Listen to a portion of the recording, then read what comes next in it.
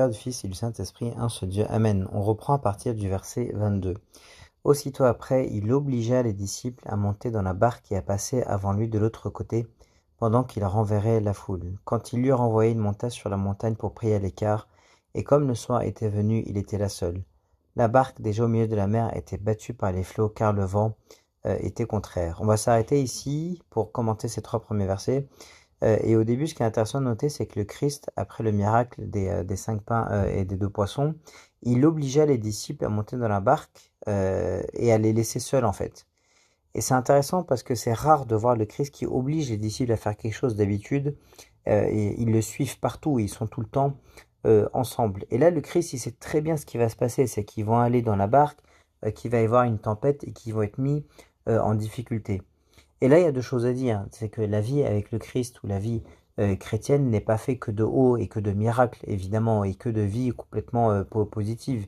Il y a des épreuves dans nos vies, il y a des hauts et des bas, et ces bas, ils sont hyper importants et ils sont permis par Dieu, par sa sagesse, parce qu'ils sont bénéfiques pour nous, parce qu'ils nous apprennent la patience, ils nous apprennent à devenir plus résilients, et ils nous apprennent à nous rapprocher de Dieu, à prier plus, parce que pendant ces moments-là, qu'on crie à Dieu, qu'on se rappelle de Dieu, qu'on se rapproche de lui davantage. Donc tout ça est permis par la sagesse de Dieu.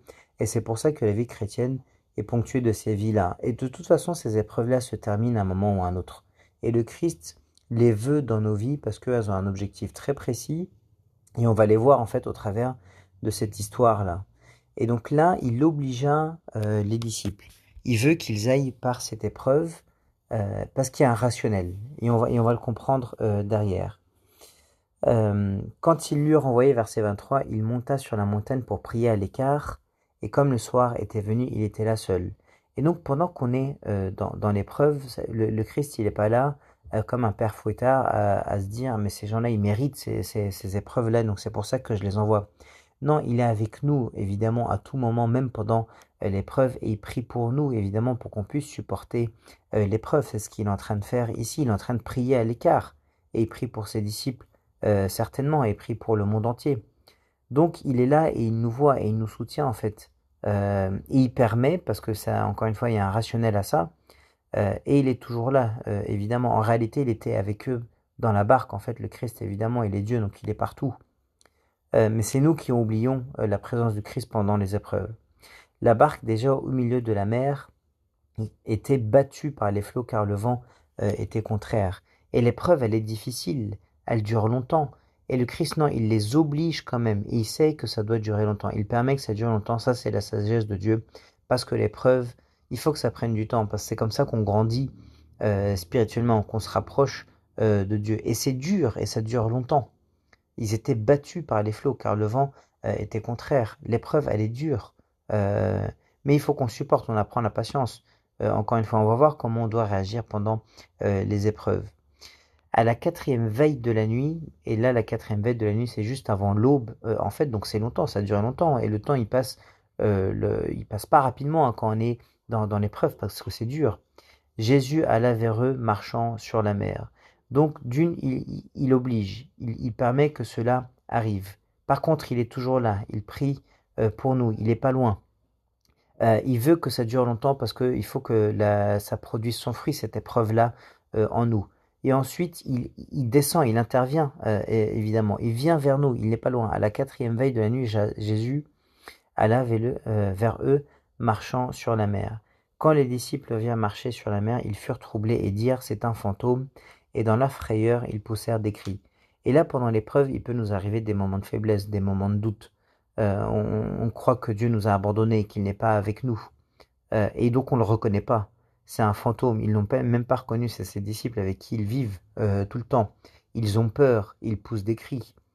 Et ça, c'est ce qui peut nous arriver pendant l'épreuve. Mais de cette histoire-là, on comprend que le Christ, il est tout le temps avec nous. Au verset 27, qu'est-ce qu'on lit? Jésus leur dit, aussitôt, il intervient, rassurez-vous, c'est moi, n'ayez pas peur, c'est moi qui suis Dieu, reconnaissez que je suis le Dieu tout-puissant, que je contrôle tout, que je contrôle la nature. Donc Jésus, il nous parle pendant l'épreuve. Jésus leur dit aussitôt, rassurez-vous, il est là, je suis Dieu, reconnaissez-moi. N'ayez pas peur, vous allez vous en sortir. L'objectif de l'épreuve, c'est que vous me voyez pendant l'épreuve, c'est que je sois avec vous pendant l'épreuve. Là, le Christ, il leur parle, mais il n'a pas arrêté l'épreuve. Donc le Christ, c'est ce qu'il fait avec nous. Il veut pas arrêter l'épreuve tout de suite, ça produit du fruit en nous, c'est bien cette épreuve-là, donc il faut qu'on en soit content, et pas qu'on se plaigne de cette épreuve-là. Mais il faut qu'on voit que Dieu est avec nous pendant cette épreuve-là, et il l'arrête pas tout de suite. Là, il l'a pas du tout arrêté, il leur parle, il essaie de nous rassurer pendant l'épreuve, pour qu'on prenne de sa force pendant l'épreuve. Pierre lui répondit, verset 28, l'épreuve elle est toujours pas finie. Seigneur, si c'est toi, ordonne que j'aille vers toi sur les eaux. C'est absolument pas rationnel, absolument pas logique. Pierre là, il se précipite un petit peu. Il lui dit, bah, je vais aller vers toi. Ordonne que j'aille vers toi sur les eaux. Euh, et le Christ y répond favorablement et il dit, viens, au verset 29, Pierre sortit de la barque et marcha sur les eaux pour aller vers Jésus. Parce que c'est exactement ça qu'il veut le Christ. Il veut que dans les montées et les baisses de vagues, dans cette épreuve qui est difficile, il veut qu'on soit là, qu'on le voit lui en fait, et qu'on le prenne par la main, qu'on aille vers lui, qu'on traverse l'épreuve avec lui. Et c'est ce que Pierre arrive à faire au début. Mais quand ça devient un peu plus difficile pendant l'épreuve, au verset 30, mais voyant que le vent était fort, là ça devient dur, hein, l'épreuve, il eut peur, et comme il commençait à enfoncer, il s'écria, Seigneur, sauve-moi. Et donc c'est ce qui s'est passé en fait. À un moment, il a arrêté de regarder vers le Christ. Et c'est ça le reproche en fait qui va être fait. Pourquoi t'as arrêté de regarder vers le Christ? Pourquoi d'arrêter de regarder vers le Christ? Pourquoi t'as eu peur? Et c'est comme ça que tu t'enfonces. Et donc il s'écrie quand même, Seigneur, sauve-moi. Aussitôt Jésus étendit la main. Donc le Christ, il intervient évidemment. Il ne nous laisse pas mourir pendant l'épreuve, mais il nous sauve de là. Il intervient quand il le faut, quand c'est le bon moment, par sa sagesse. C'est lui qui sait quand est-ce qu'il faut intervenir. Donc il étendit la main, le saisit et lui dit, homme de peu de foi, pourquoi as-tu douté?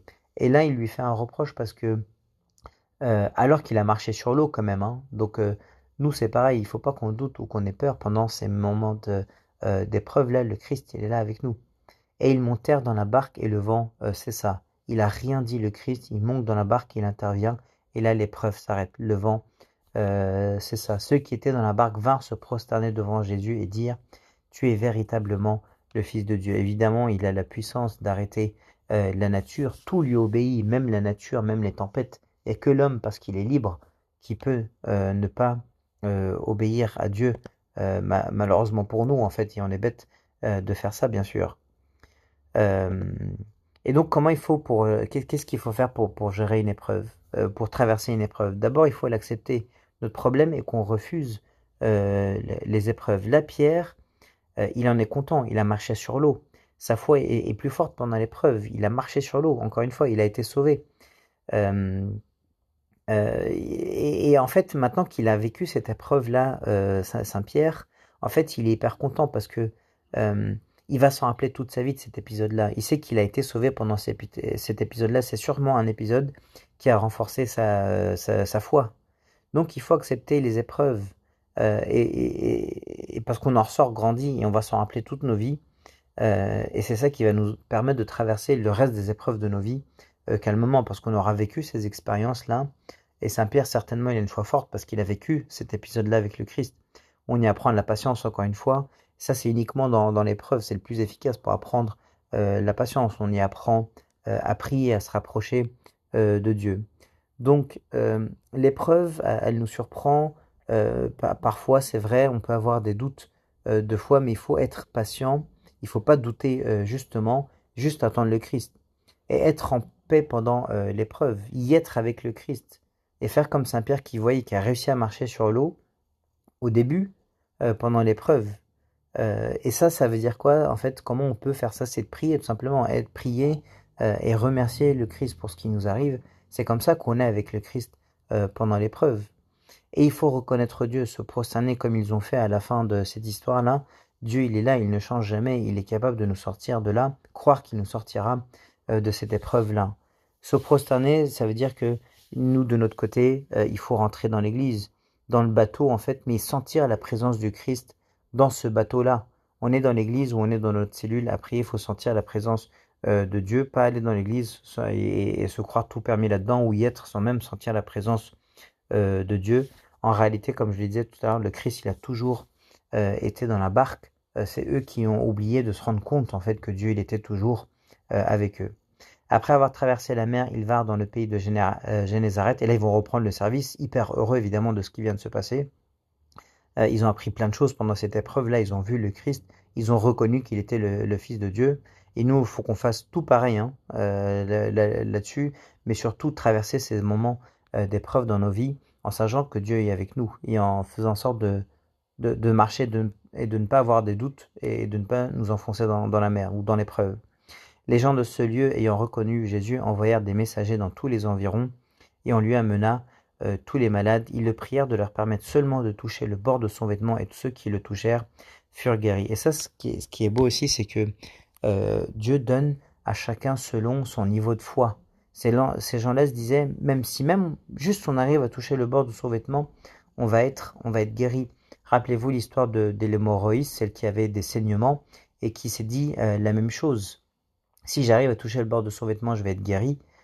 Son histoire s'est répandue, donc les gens savaient que le Christ était capable de guérir, évidemment, alors même qu'on ne faisait que toucher le bord de son vêtement. Donc Dieu donne par rapport au niveau de foi, il faut croire que Dieu il est capable il est tout puissant. Évidemment, il est celui qui est capable de guérir et de nous faire grandir.